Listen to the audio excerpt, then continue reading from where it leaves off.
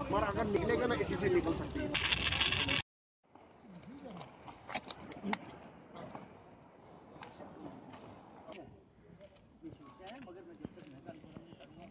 हमारे को मालूम पड़ा कि इधर अपनी गाड़ी गिर गई है। एसएचओ साहब मिले, उनको बताया, मोबाइल नंबर से लोकेशन निकाला। रामसू का 5:50 में गाड़ी रामसू थी।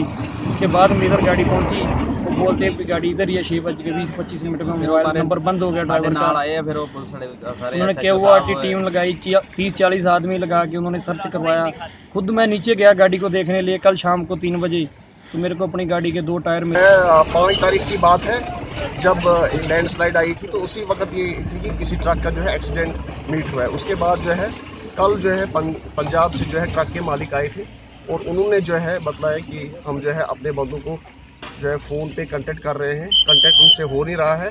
उसके बाद उन्होंने एक नंबर दिया, उनको सर्विलेंस पे डाला।